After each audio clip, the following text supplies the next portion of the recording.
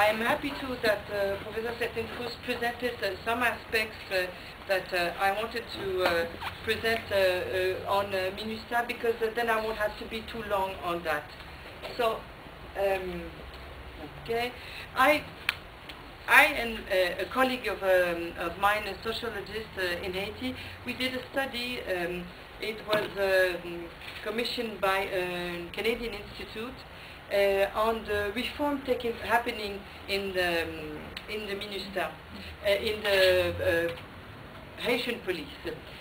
The Haitian police is being reformed because there is a stabilization mission that is in Haiti. I want to also state that I come from a human rights background, and my colleague that did also the study with me on the reform at the National Police is a sociologist. So our point of view was not a security apparatus technician, it was from a human rights background and from a sociologist background. To look at the reform of an element of the security apparatus. We also decided, thought that it was very important to situate it within the DAC and the Paris Declaration of the OECD. And by that, I mean the ownership aspects and the coordination of donors aspects, and also the respect of national authorities. That is the element that we took from the OECD Declaration. To understand the priorities,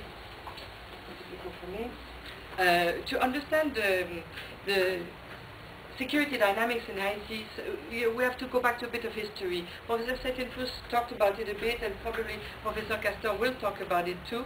But the security dynamics characterize the country since the independence of having the military always involved in violence in the country. This is really difficult for me doing this at the same time, because I'm not seeing. Ça va? Ouais, ça va être facile. François Duvalier. And to counterbalance the power the military had always had, he created his own militia, the Tonton Macoute. And until the fall of the Duvalier House, security meant the control of the enemies of the central power. And then in 1990, we have the election of President Jean-Bertrand Aristide, and he didn't last long in power. He was toppled by a military coup, and he left for 3 years. Coming back from exile, he was brought back by American U.S. Marine helicopter in the National Palace.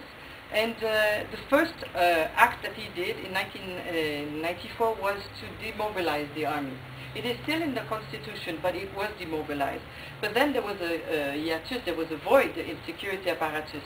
So there was this interim force that was created, composed of ex-military members, FADH, Forces Armées d'Haïti. Was done. The law was voted in 94, and the police was slowly created in 1995, a year later. This is the composition of what the police, with the times. There was the military, there were 7,000, they were demobilized, and then the force intérimaire were about 4,000, some ex-military, and then the police. And you will see that there are question marks because data is very, very difficult to obtain in Haiti, and data on security apparatus actually doesn't exist. But it says in 1995 there were about 6,500 police officers, and then in March 2004,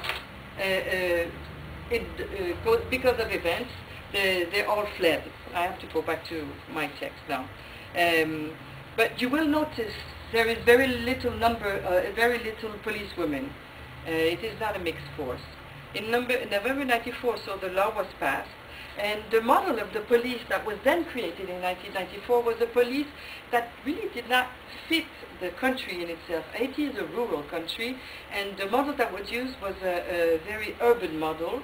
The main donors were Canada and the US, and the police were sent to training, very short training, 4 months training. They were sent to sometimes Chile, sometimes France, sometimes Ecuador, all over.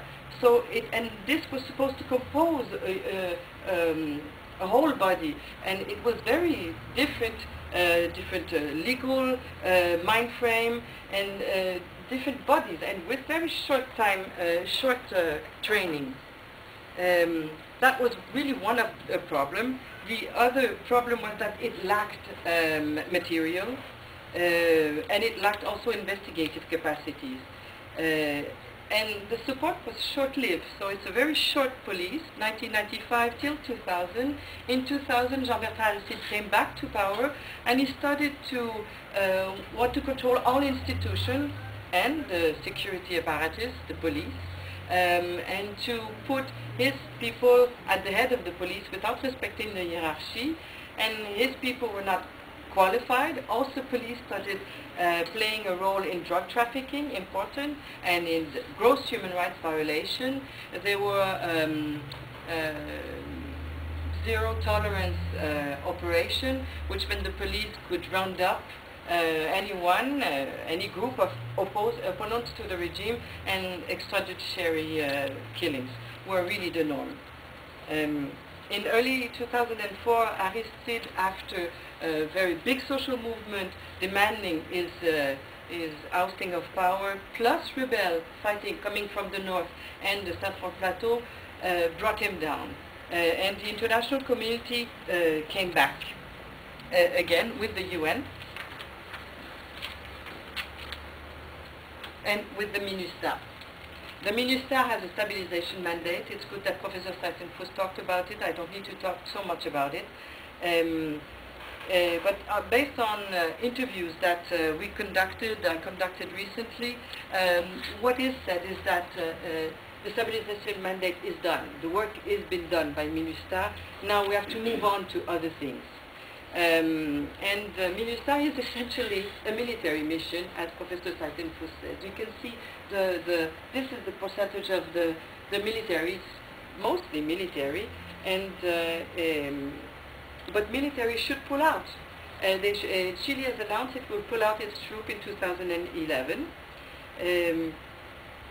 The contribution, Latin American contribution, is about 40 to 55% is a military contribution, and it is the core force of the mission. 11 Latin American countries are present.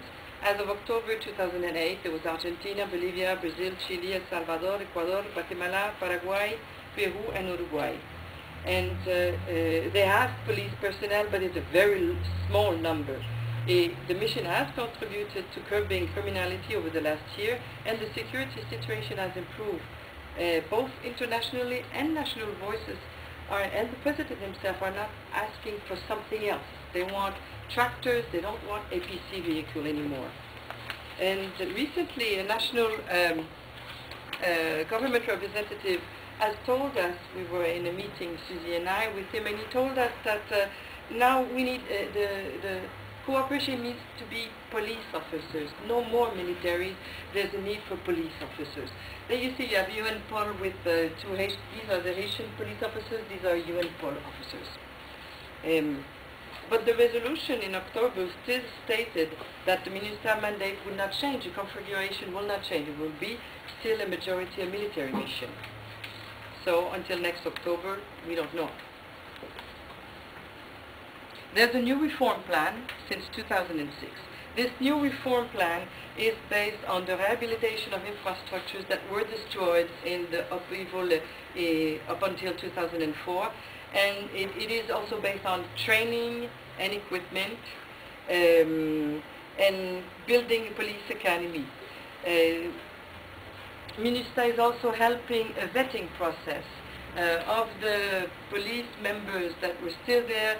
There is a strong push by MINUSTAH to actually vet the police officers, to extract from the rank and file and the high-ranking officers the police who will be found corrupt or authors of human rights violation.